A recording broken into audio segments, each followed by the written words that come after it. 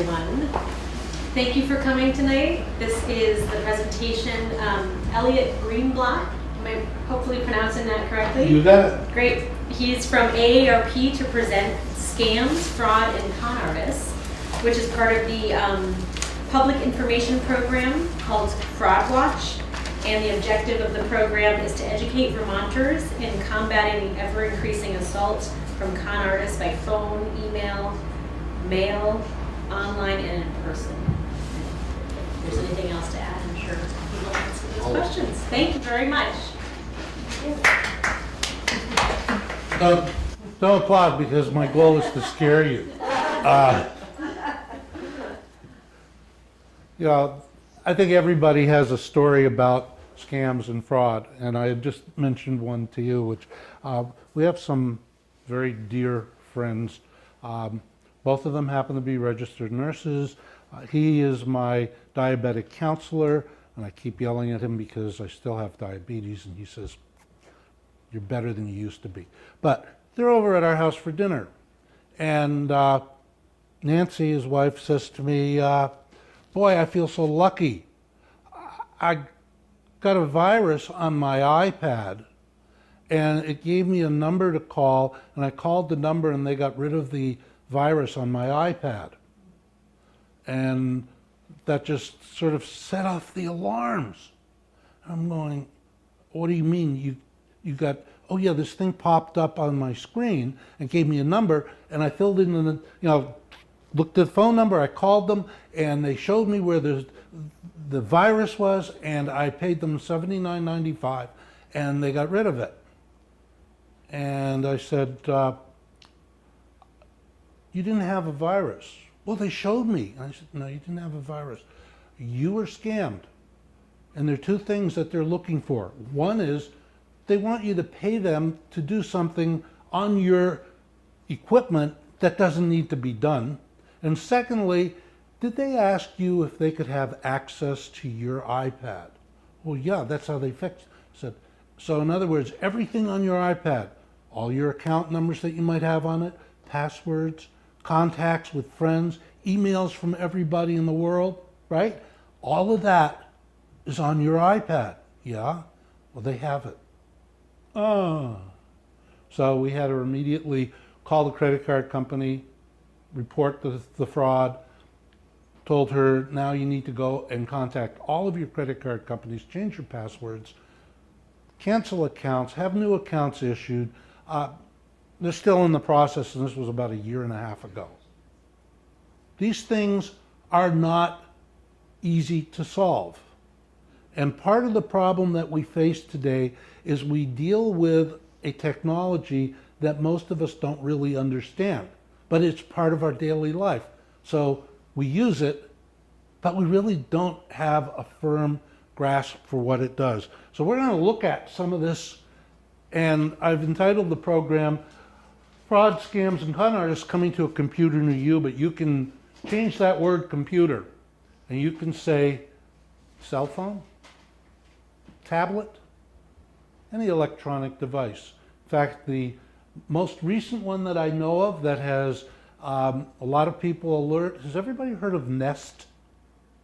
You know what Nest is? Mm-hmm. Nest is a home doorbell and camera system where you can put this thing on your door, or you can put it in rooms in your house, and you can monitor, like if you have a small child, you can put it in the child's room, you can monitor the room.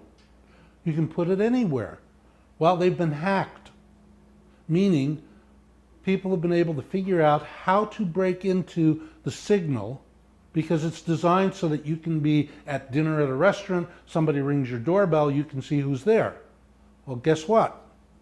They can know when you're coming, when you're going. They can monitor your rooms of your house. One person got a phone call, and the caller said, "Are you sure you want to be doing what you're doing?" Somebody else heard a strange voice in their child's bedroom, and there was a voice coming over the monitoring system. So substitute what you want for the word computer. We're going to look at the why. Why is this happening? Why is it happening now? How does it happen? What are the clues that you need to be able to identify so that you can be proactive? And then what are the actions you need to take if you discover that you have a problem? So there's a lot of content in this. We're going to start with why is computer fraud attractive? And we've got some basic reasons. One is that computers have become a commodity. I started working on computers in 1980. You know why I started to use computers in 1980? I happened to be I was young at the time, social studies teacher living in Maine, and one of my friends was the computer programmer for the school district. And I found out that there were only 2 places in the school district that had air conditioning. One was the superintendent's office, and I didn't think I had a shot at that one. But the other was, if I could do things on a computer, I could sit in the computer lab while my wife was home with the kids in a hot, unair-conditioned apartment. So I got a job doing computer stuff in this room about half the size of this that had room-sized computers, and I sat there typing out punch cards for hours after hours, but it was a nice, cool place to be. Today they're commodities. They're toasters, TV sets. People get computers as hand-me-downs. My son doesn't want to use his computer. He's upgrading. I get his computer. Actually, he gets my computer because he's too cheap to buy one. They're inexpensive. You can go on the internet, on eBay, and buy a $100 or $50 computer. You can go into Best Buy when they're having sales. I mean, it's no longer a multi-million-dollar process. You can go and get them. So they're commodities, they're cheap. Most computer users are naive. Okay? What do I mean? Everybody here use a computer or electronic device? If you don't, I don't know why you're here, but it's okay. Okay. How many of you use email? How many of you use a browser to search for things? Okay. How many of you shop online? Okay. How many of you have a Facebook account? Okay. How many of you know what your IP address is? That's the identifier for your location in the world on a computer. You don't know it. How many of you know how to reestablish preferences on a computer so that you can screen out emails you don't want? 1. That's about the average, by the way. 1 in 5, 20%. So what I'm saying is, we use this thing, we use it constantly, but if we're outside our comfort zone, which means we're not using applications that we're familiar with, then we're lost. And that's a major problem. The 4th point is that the information that's needed to defraud you is out there. It's readily available to anybody who wants to get it. I want you to meet a friend of mine. This is Art. I've known Art for 30 plus years. And I was talking to him about what's on the internet, and Art's very much like you are. I mean, you know, he has a computer, he does Facebook, he watches sports events, he checks the stock market, a number of different things, but he really doesn't know what's out there. And I said, Art, is it okay if I check you out? I want to see what I can find about my friend. And I said, I'm only going to do 2 things. I use 2 pieces of information. You live in Keene, New Hampshire. Okay? I know you live in Keene. I know your name. That's all I'm going to use. Nothing else but those 2 facts. So I start a little search, and I find out that my friend is the only person in Keene, New Hampshire with that name.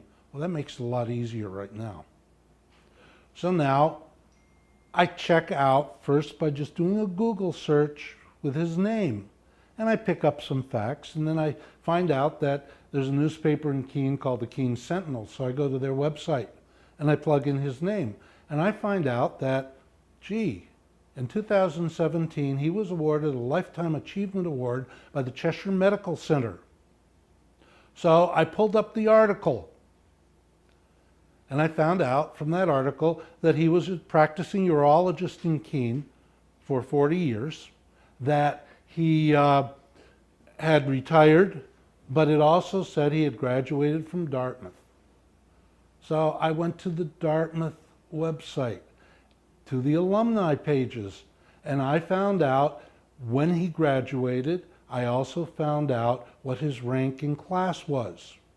Knowing that, I could also research and find out who the professors were when he was a med school student.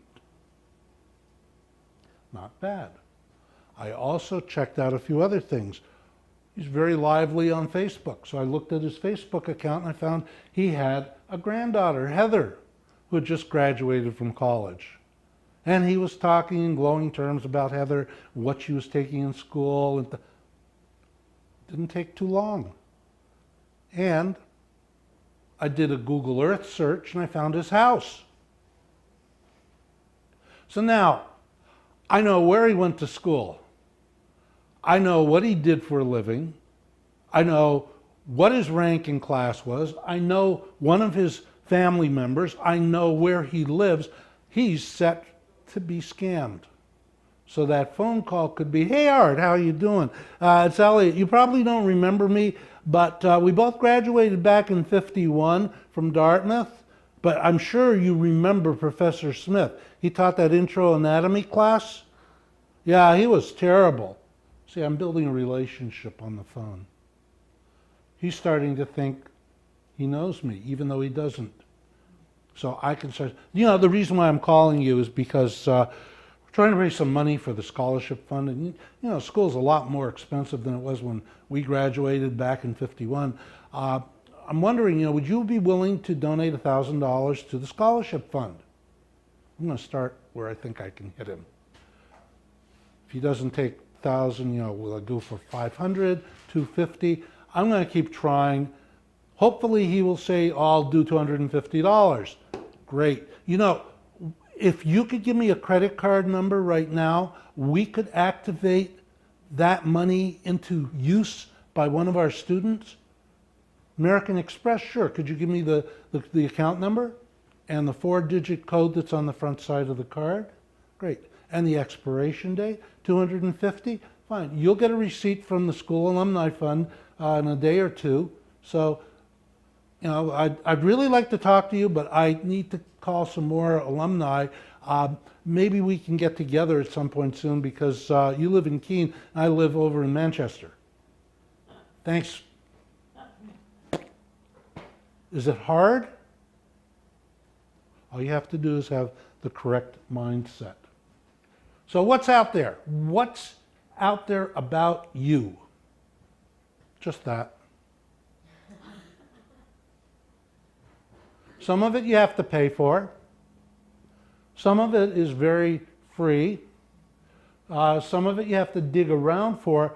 But inevitably, if somebody wants to do what we call spearfishing, and spearfishing is getting information about a particular individual and then using it to commit a crime, it's there.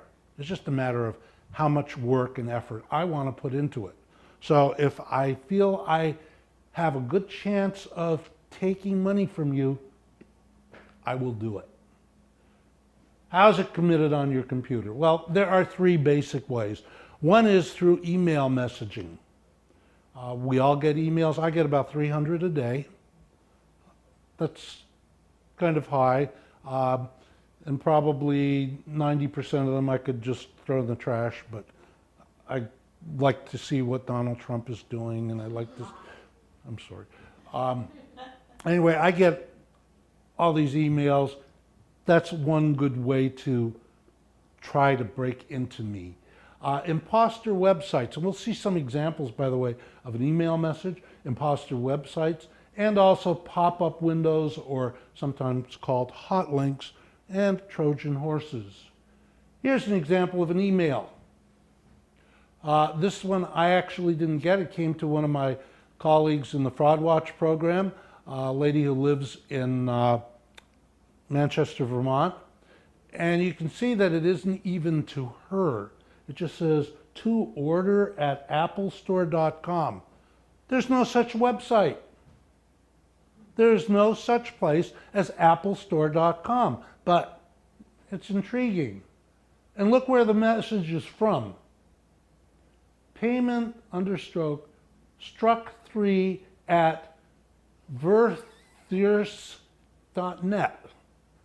Now, if this was coming from Apple, it wouldn't exactly say that. If you clicked on the PDF, it opens up actually to a web page, and the web page says Apple Store on it. But there is no such thing online as an Apple Store. There's iTunes and there's the App Store, but there is an Apple Store. And it says, if you didn't order this item, you can cancel the order by clicking here. Well, the word cancel, if you look carefully, was spelled C-A-N-C-L-E. And if you click there, it asked you for your Apple ID and your password, so you could get into the account and cancel it. And once you did that, it asked you for your credit card number, your credit card 3-digit security code. Okay, this is an example of one of those emails. So what generates it? Well, one thing that does is something called greed. And actually there are 2 places where greed occurs. Greed occurs with the criminal who gets greedy, but we also know they're kind of lazy. If they run into roadblocks, they look for other victims. But greed also occurs with you. If somebody puts something attractive in front of you, and you don't have to put a lot of effort in getting it, you may go for it. Phantom riches, something out there that, you know, it's not real, but it makes you feel like, boy, if I had that, I could retire for the rest of my life. If I won Publishers Clearinghouse, if, you know, those things. 3 other things. Impersonation, that's a key. The idea of impersonating somebody so that you don't know who the real person out there is. Projected authority. If I can make myself important enough to you, you may very likely be willing to give me something in return. And if I can't win here, here, and here, I can always threaten you. I can threaten you with things like, you know, I'm going to lock up your computer and you're never going to be able to open up that stuff again. All you have to do is pay me $500 and you're free. Okay? Let's look at some of these things. Here's a good example of greed. If you look at it, vote for your favorite, Pepsi versus Coke, enter your zip code, and there's a picture here. Everybody see what that is? So what you're going to do is probably make a little bit of association. And the little bit of association is, if I choose between Pepsi and Coke, I will get a $100 gift card. Is that reasonable? I mean, is that the idea of that? Yeah. Is it reasonable that if you choose between Pepsi and Coke, you get $100? Here's the test. Anybody ever walk into like a Shaw's grocery store? Okay. You know, they have all those different food things and drink things. When you left Shaw's, did somebody come running up to you with a clipboard and saying, which do you prefer, Pepsi or Coke? And you say, Coke. Good. Here's $100. That ever happen to you?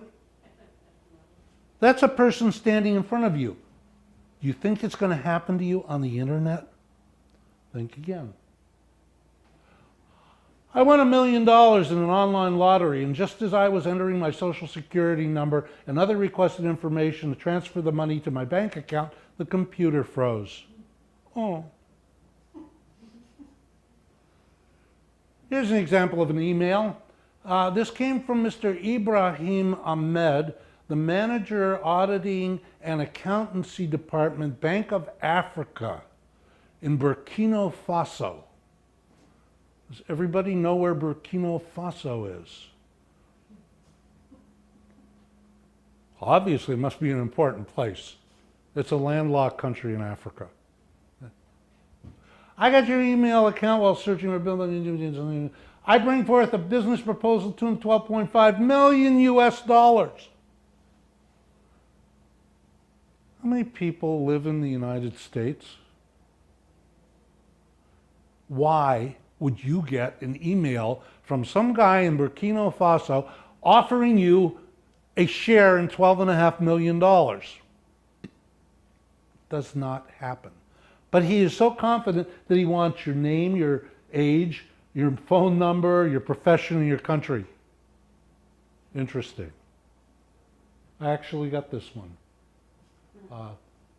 I got excited at first, but Here's another example of the money dangling in front of you, that unreachable thing. Big brand gift cards, $500. Walmart gift card. Okay, and that says details apply. $500 gift card, click here now. So what's your impression? What's going to happen here? You're going to get $500 of credit. Where? At Walmart. At Walmart, right? All you have to do is click there and you can get $500, even though details apply. Let's look at the fine print. Big Brand Gift Cards program is not endorsed, sponsored by, or affiliated with Walmart Stores, Inc. But you see, we don't look at the little words there. And then we don't read about conditions apply and, promotional gift, and you have to do X, Y, and Z and complete a certain number of things. We just see the big number, $500, and greed takes over. It's okay, hon, it's just the bank asking me to verify credit card information. Here's another one. This one's a verification one. This comes to me. That's me. And it comes to me from American Express. And it says, we have recently detected that a different computer user has attempted gaining access to your online account and multiple passwords attempted. It's necessary to reconfirm your account info. Sounds reasonable. But you see, what we want to look at is something else on here. What we want to look at is up here, reply to at yahoo.com. Does that seem strange? Wouldn't it say reply to American Express or Amex? But it doesn't. So we're going to do something that I recommend people not do. And that is, we're going to click on that. And we're going to see what comes up.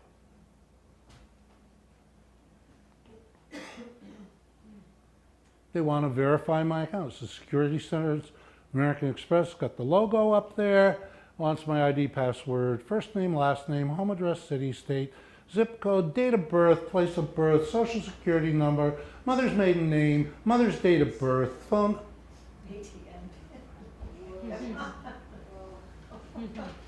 My American Express credit card, it wants that. And it wants the ATM PIN, the expiration year and month, the 4-digit code from the front of the card, and the card security code. Does this seem a little strange that American Express would want those things from me? On this one, if you clicked on anything down here in the blue, which normally if it was American Express and you clicked on it, you would go to that page, you got nothing. Those are all dead. But it looked pretty good. We've got better ones though, because once you gave them the information, look what came back at you. Now you can happily use your American Express card. Isn't that great? How about the IRS? Everybody hear about those people? Yeah. Okay, the IRS wants an update. Your account will be blocked. Maybe I don't have to pay taxes this year. That'd be great. Your account's about to be suspended due to irregular activities on your account. Now, everybody here heard of the IRS, right? Would you mind if they suspended your account? Say, whoever designed this designed it with a credit card in mind, not the IRS. But they knew something about the IRS. You may lose access if you do not upgrade your account. Update is free of charge. IRS logo, all looks really good. Let's see what happens. Oh, okay. Wants my social security number. Well, yeah, that's what my electronic filing pin, my occupation, my employer ID number, adjusted gross income, first name, last name, date of birth. But it says IRS up at the top, right? So it's got to be the IRS. This one is another example, and I think probably the best of the set. It's an email that I received. And by the way, one of the things to look for is right there. Anybody see what it says? Recipients. Does it seem... Spelled wrong. Yeah. Missing a letter. Well, that's normal. Right. Okay? These people are not necessarily the greatest on grammar and spelling. Though, you know, you'd have to ask yourself, would Amazon allow for that kind of mistake from them? I don't think so. But, you know, we're looking at that, and if you see recipients, and it's saying your account has been accessed from a different device, wait a minute. It would be to me. Why would it be recipients? All that's telling you is this email went out to who knows how many other people. They would send you, if Amazon was concerned, if they used email, which they, by the way, do not use in this manner, it would have your name, not recipients. So let's go to restore my account now. My account's been disabled. So if my account's been disabled, here's where the logic should kick in. I shouldn't be able to get into it, right? Because my account's been disabled. Does this look familiar to anybody? What does it look like? The sign-in page for an Amazon account. If you have an Amazon account, that's what the Amazon sign-in page looks like. You put in your email address, you put in your password, and you click sign in. But if your account's been disabled, doesn't that say something to your head? No, because most people just bypass that, put in their email address and their password because that's what they're used to doing. They're looking for that quick response thing. So let's click on sign in using our secure server. Wow, they've got a secure server. Well, I know that because there's a little padlock up there. And that's one of the things we tell people. Look for the padlock or the letter HTTPS, which stands for secure server. But all that means is whoever's sending it to you has encrypted it, so only they get the information, nobody else will. Okay, so I click. The name on my credit card, now I'm in my account supposedly. So I'm going to give them the name on my credit card or debit card number, the security code, the ATM PIN, the expiration date, my social security number, my zip code, and my date of birth. It's getting interesting. Okay. Oh, and by the way, this was very well designed because every piece of blue that you see on this page, if you clicked on it, they're called hyperlinks or hot links, it would take you to the actual page that you're clicking on, away from the scam. So now your mind is saying, well, it's legit. No problem here. So you fill out the information, you go to the next page, and it wants your email address, not just your Amazon, your email address, your email password, to confirm the password, your driver's license number, your social security number again, and your mother's maiden name. Not bad. So now, I've put in all that information. What do I get in return? So I'm going to click on Save and Continue. And look at that. It takes me to the Amazon website. So now, if I've been thinking about it, you know, there it is up there, www.amazon.com. I must have reset my information, and now I can go merrily along and shop on Amazon. Pretty clever. Anybody ever see this? This is called the blue screen of death. Comes up on a computer, and you go, oh my God, system health is critical. Do not restart. Please contact computer technicians. And there's a number to contact. Did you have that happen? No, not when they blocked my screen, but I had a completely different message than that. Okay. It was blocked Well, screen. there's a variety of different messages. This is one that puts up an error code that's familiar to technicians who work in Microsoft Windows. But Microsoft isn't the only one that gets hit. This is an Apple one. So these people are equal opportunity scammers. They don't care what computer system you're using. If you ever get one of these popping up, you can call me. I'll give you my phone number, and for a small fee, I'll come up and take care of it. Or you can unplug your computer and plug it back in, and that will go away. But when we see that fear, trepidation, we get worried, we need to do something, and that's when we make mistakes. Why unplug it and not just turn it off? Why unplug it and not just turn it off and turn it on? Because you want to have a complete power outage, and sometimes you can't, it locks up the operating system so you can't do anything. So I recommend unplugging it, killing the power for about 15 to 20 seconds, plugging it back in, and zippity-doo-dah, you're back. So what are the indicators? What should you be looking for to be able to spot these things? Well, one, if the offer is too good to be true, it probably is too good to be true. If you think somebody's going to give you $100 for choosing between Coke and Pepsi, you're living in a different world than I do, because I don't think that's going to happen.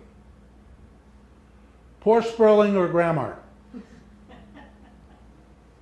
We already caught one of those. We see these a lot because quite often there's nobody proofreading. And so you can find miscellaneous silly errors. Unrelated reply to, or the URL address. It's not who they say they are. We'll see some examples of it. There are also scans out there, not scams, but scans that will look through your computer and find if there's anything negative. Don't trust them. Here's our IRS letter. Notice the IRS sending address. IRS, copyright, Care Alert, 2016, understroke, 1172 at verizon.net. Verizon.net is a private sector company, private server.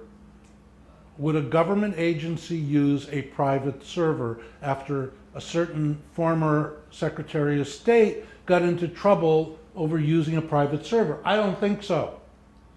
If that was really from the IRS, and I actually get regular updates and things from the IRS, it's from irs.gov, not at verizon.net. So that's an immediate. If you take your cursor and put it over that from, you'll be able to see what the true address is. Okay? Here's that IRS form. Notice the web page address, publicsb.com.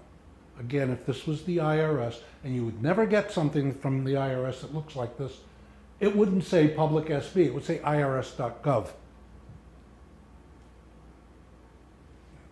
Anybody here ever use Wi-Fi? We'll take a couple minutes to talk about Wi-Fi. 3 kinds of attacks. One that we're going to call the man in the middle, the second the evil twin, and the third is war driving. Man in the middle. Basically what the person does is they go into a popular spot where there is free Wi-Fi, and they set up their own computer to receive the signals and intervene between you and the public system. So instead of going directly from you to there, it goes from you to him to there. Not hard. I can set that up in this room and I could see everything that you're sending out, unless you have something called a VPN, Virtual Personal Network. But that's one. Evil twin. This one's clever.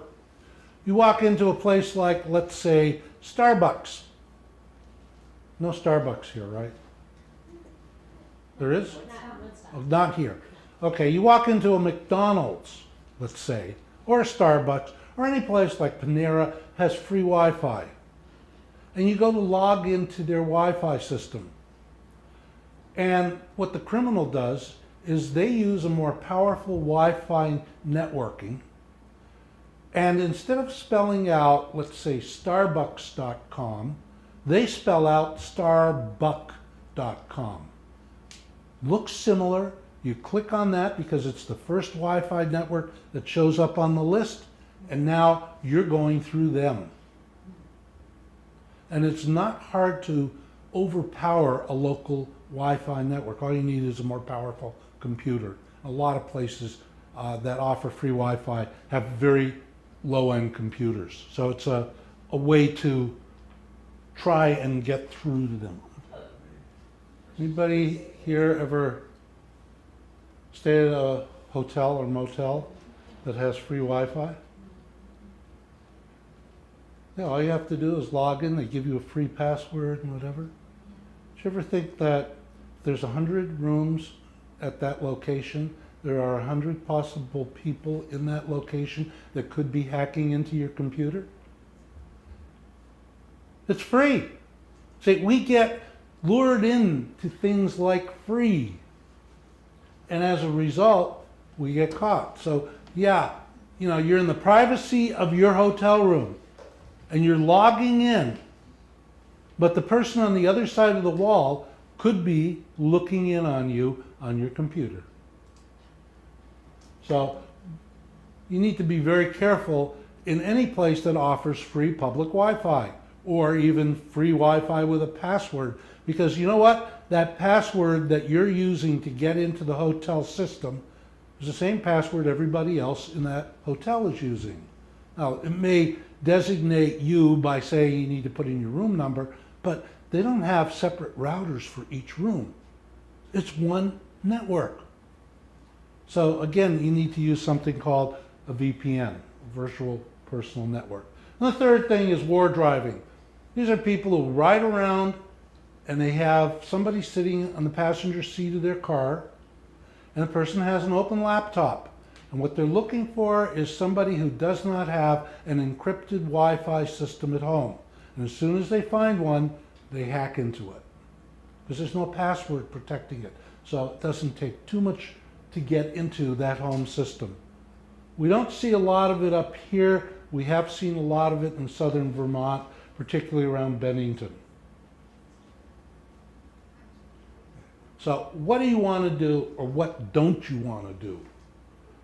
Well, if you're really frustrated, take your computer to Grandpa's Computer Repair. I guarantee that you will not have another problem on your laptop, cell phone, or on your tablet. But that may be a little extreme. So what are the things you really should do? It is important that you know that every action you take, every word you type is being watched by someone or recorded by someone or something. Absolutely important that you need to understand that statement. If you don't believe it, go home to your computer, go to your browser, and now in the URL line, in the address line, type in something like radial tires. Okay? See what comes up, and see how long it takes for advertisements to pop up on the side, pop-up ads for radial tires. I guarantee that before you finish looking at the list of things that come up, there will be things popping up. So if you don't believe that statement, you're naive. And that's what I said earlier about we're naive. Somebody or something is watching. And it's a matter of how do we disguise what we're doing. Don't do these things. If you know an email by the address that it's being sent from is fraudulent, get rid of it. I open these things up, but like the guys on the Science Channel, I'm trying to think what the show is. I'm a professional. Okay, I'm actually an amateur, but I do this every day of the week. And I have my equipment set up so that if I do it, I'm not going to damage or lose anything.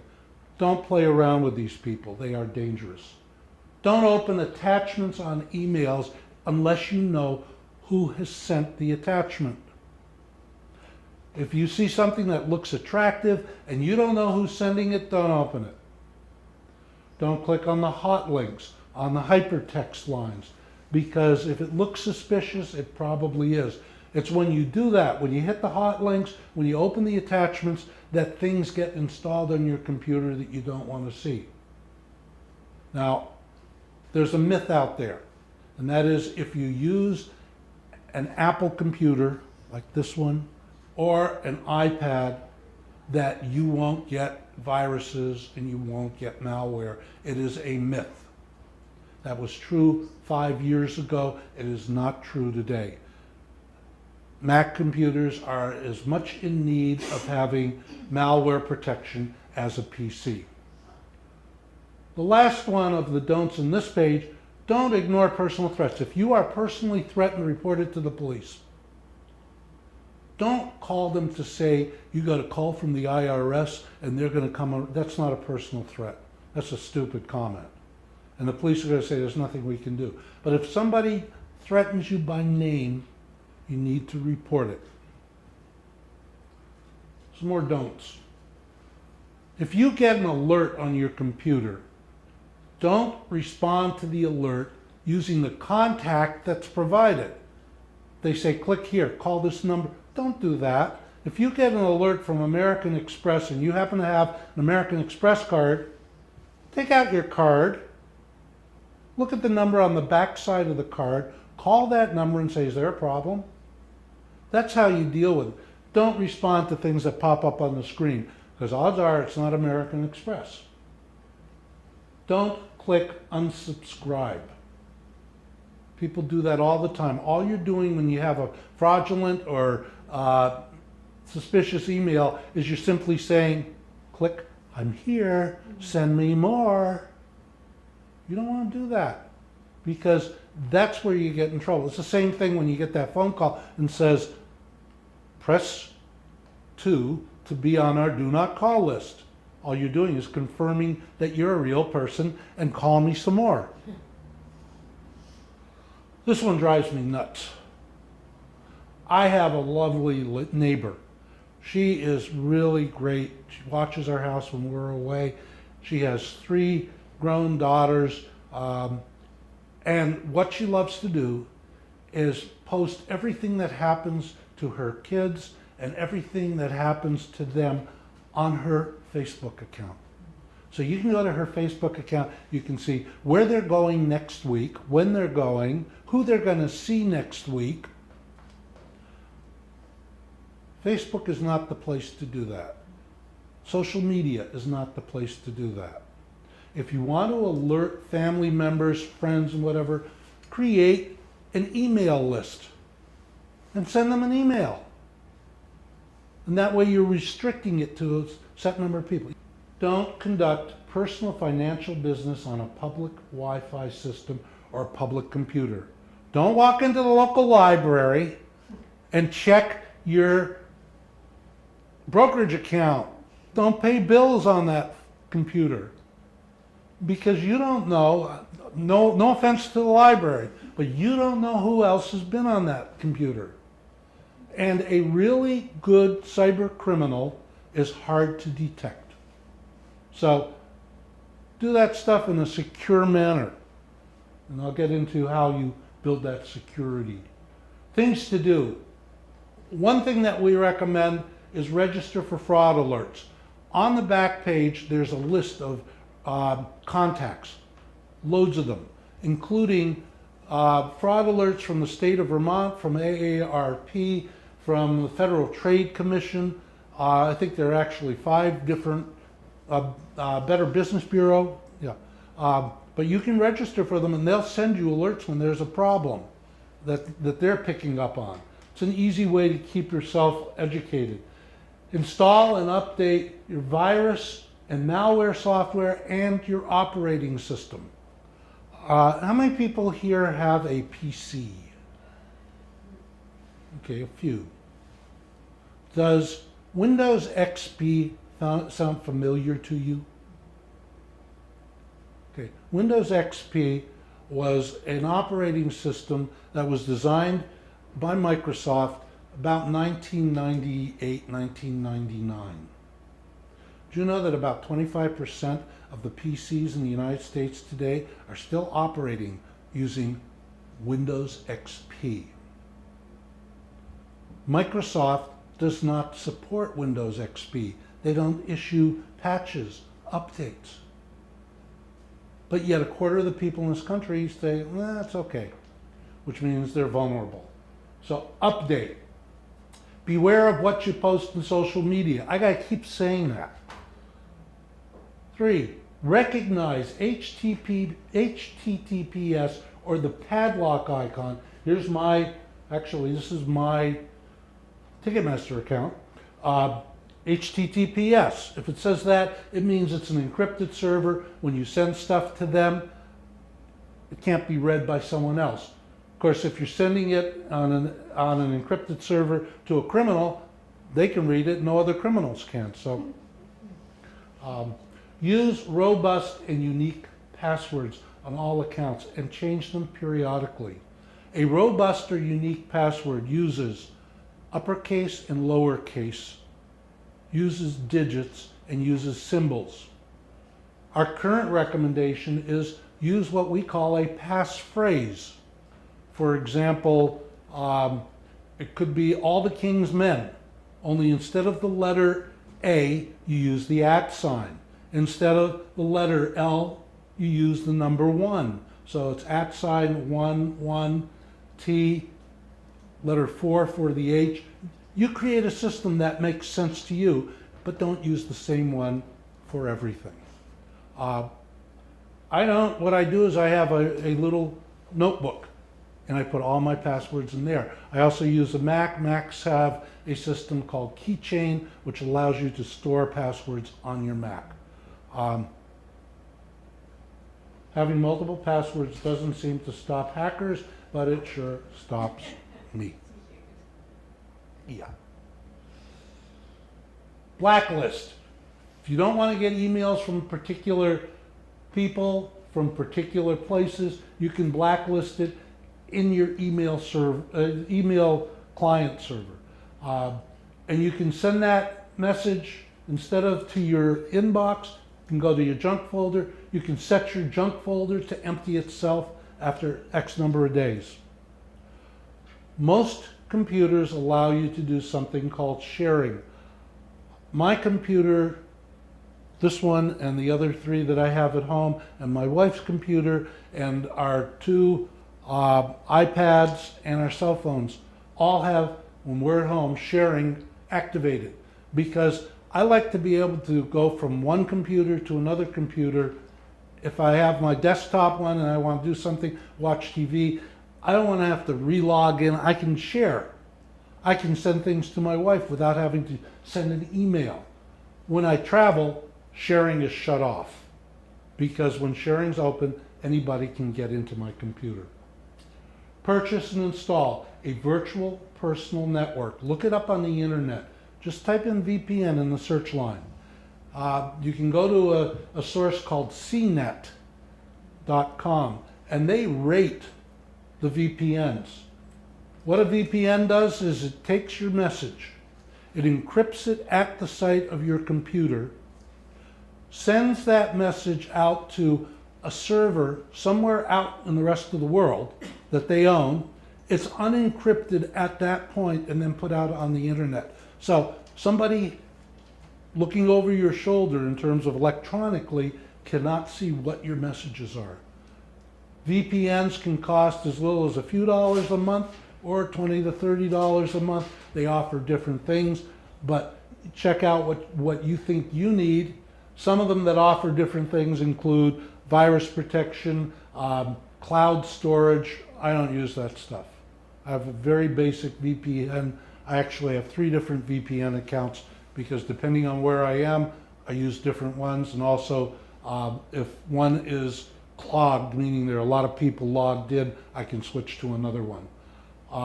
And one of the things that changes the price is how many servers they operate with. If they have 2 servers, they're very cheap. If they have 50 servers, it means there's a lot of opportunity to log in and use the service.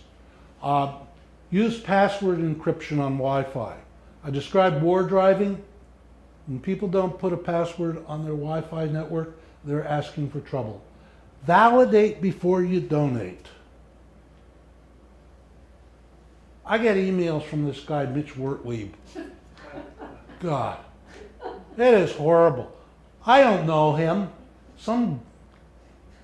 I don't know what he is, but he keeps asking for money and he wants it for Vipper. And this really bugs me. How do I know this is legit? Because you see, I've dealt with charities that aren't legit. I get phone calls every year from a guy who represents the Vermont Professional Firefighters Association. Okay, and they want donations and they say they take the money and they buy coloring books for kids about fires and what to do. And our Attorney General's office under Bill Sorrell actually called them to task because of what they were doing.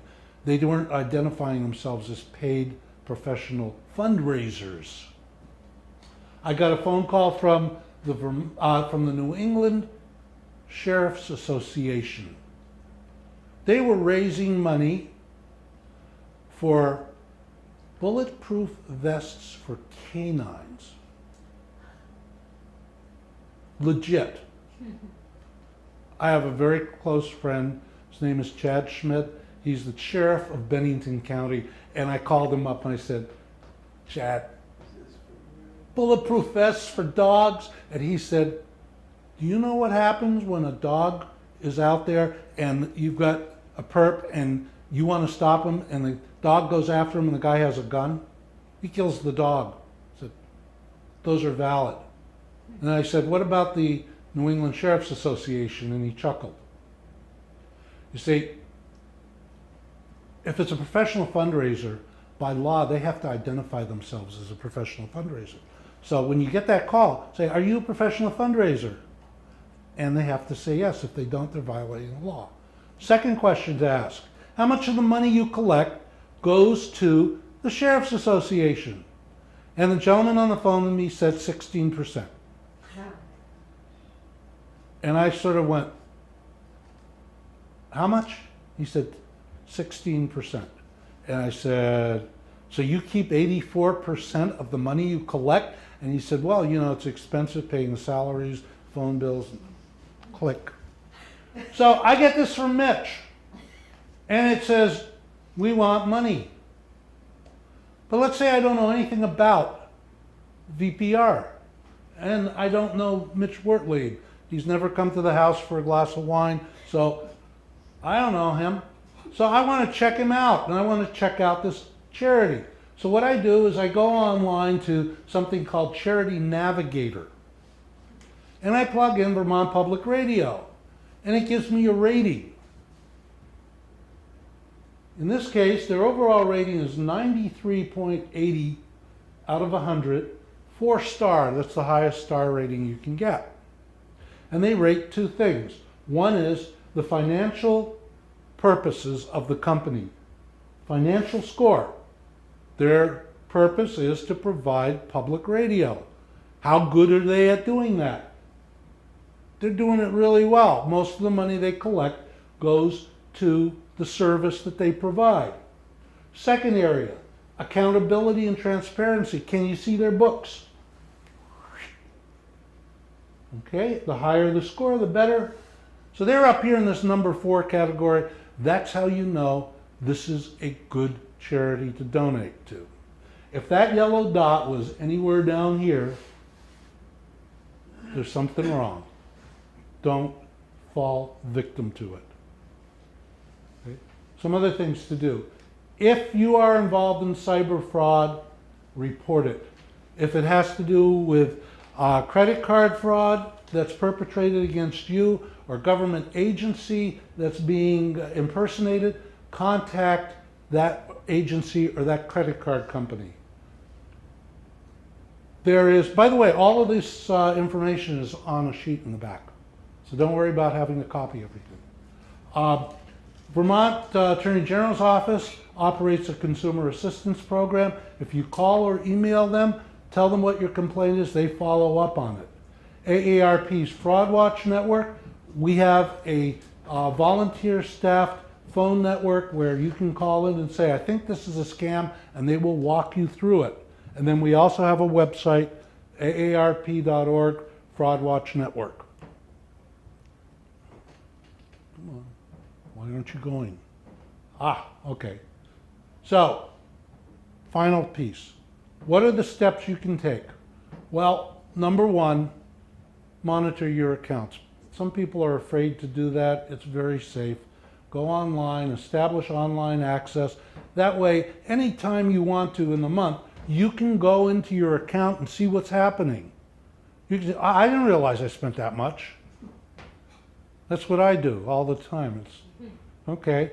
But you can also see if somebody fraudulently used your credit card, if somebody did something to your bank account. So monitor your accounts online. You do not have to wait till the statement comes in the mail. It may be too late. Next, secure your passwords. There are a couple ways to do this. One is put your passwords in a safe book and keep the book somewhere where you can get at it, but it's not next to the computer. Like I said, I put all my passwords in that. You can also buy a password service where you create one password to get into the service and it has all of your passwords. One of them is called 1Password, but again, you can go to cnet.com and actually find numerous password protection systems. Protect your computer. That means a couple things. It means having updated software. It means having a password to get into your computer so that if you happen to be in a place where the computer is out there, somebody can't simply get into it. One of the lovely things with Apple computers, I'm not selling Apple, don't work for them, but for the computer and also for Apple cell phones, they have a system called Find My Phone, which will find computers, it'll find cell phones, it'll find iPads, and one of the features that it allows you to do is if you lose it, you can set it to erase or lock, and it's a great service. I happen to be a great baseball fan. I love baseball. I am a native Vermonter, but I'll admit this, I am a New York Yankee fan. Living in Brattleboro and living near Bellows Falls, which is like the hotbed of Red Sox people, it's tough. But I go to New York a lot, and we usually park our car and then take train into the stadium. And one time I did that, and I had my cell phone. I was talking to somebody, put the cell phone down on the seat of the train, got off the train, and realized I didn't have my cell phone. My wife had hers, and I watched my cell phone going into New York City on the train. I immediately locked it, and then I erased it. So there was some good to it. Protect your computer, protect all of your digital equipment, control your surfing. Anything you do online is being watched. You're surfing for something, somebody or something out there is watching you do it. Just, that's the way life is today. Watch for fake connections, like those Wi-Fi networks that are not honest. And then finally, beware of the phishing scams like the ones that we looked at today. Those are the 6 final things that I wanted to say. AARP's been doing this for about 6 years. I've been the state coordinator going into my 4th year. And I got involved in this because somebody came to me from the state AARP office and said, would you be interested in Frog Watch? And I thought he said frog, F-R-O-G, watch. And I said, no, I don't really care. And he said, no, fraud, and invited me to a presentation, and I got hooked. And I'm a volunteer. I've been living and breathing this stuff for 4 years now. I'm here tonight. I was at the Thompson Senior Center this afternoon. I'm in Manchester, Vermont tomorrow. I'm in Montpelier on Thursday. I'm back up in this area in Wilder and Quechee next week. I'll be in Grafton. I've got 10 presentations in the next week and a half. I'm really into this thing. And when you get bitten by this bug, and it is that, you realize what the potential damage is to a lot of people. And what, if you're interested in, saving people, even, either doing these presentations, staffing tables like the one in the back of the room, we can always use volunteers. So I thank you for coming out tonight.